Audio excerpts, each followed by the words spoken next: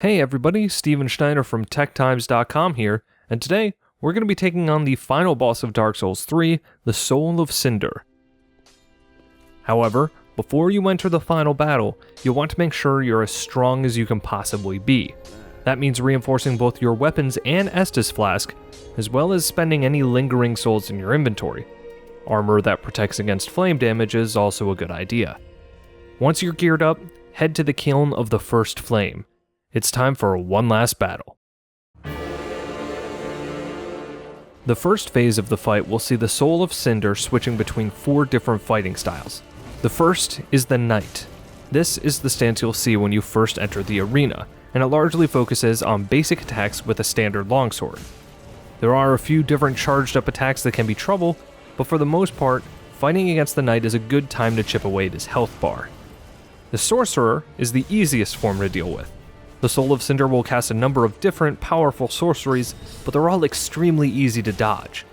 Once you see the sword transform into a catalyst, rush the boss. This stance is easily the best time to attack and do some real damage. The Cleric can be a bit tougher to deal with. The Soul of Cinder will attack with a polearm and the Wrath of the Gods miracle.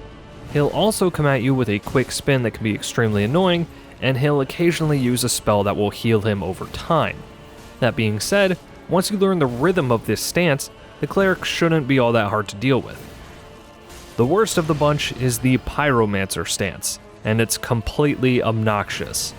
The curved sword can make predicting and defending against attacks incredibly difficult, and it can be tough to make out what's going on. The Soul of Cinder's quick Pyromancy blast will constantly knock you off balance, and it doesn't help that he's constantly buffing himself and spewing out clouds of poison gas. Needless to say, you'll want to keep your distance as soon as you see the curved sword appear. If you're not feeling confident enough to attack, simply pull back and wait for him to switch to another stance.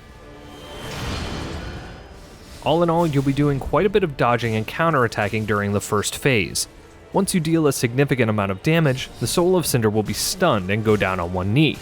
Now is the time to either lay into him or retreat and recover. Repeat this pattern a few times, and his health bar will eventually be depleted. Once it is, start running. The Soul of Cinder will plant his sword in the ground, a massive wave of flames will burst forth, and the second phase of the fight will begin. Anyone who's beaten the first Dark Souls will know what to do here.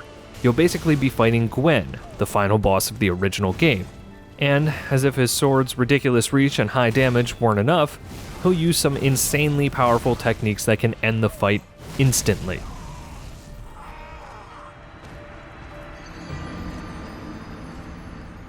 The easiest of these attacks to avoid are his lightning bolts.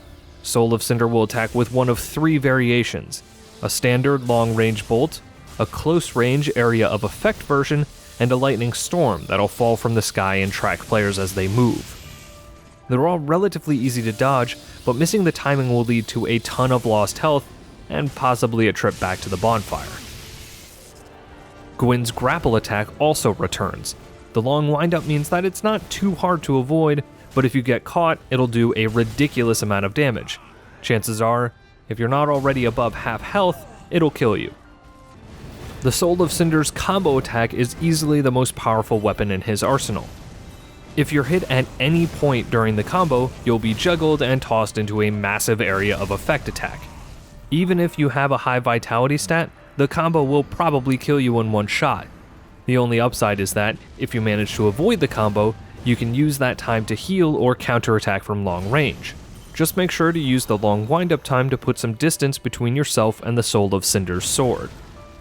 Regardless of what attacks the boss favors, you're in for a grueling battle. Parrying can help make the second phase go by a bit more quickly, but even so, be prepared for a long fight.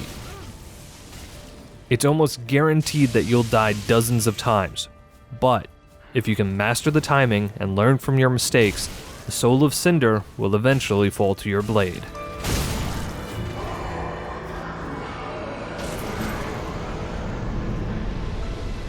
You did it. You've done what many gamers would consider to be impossible.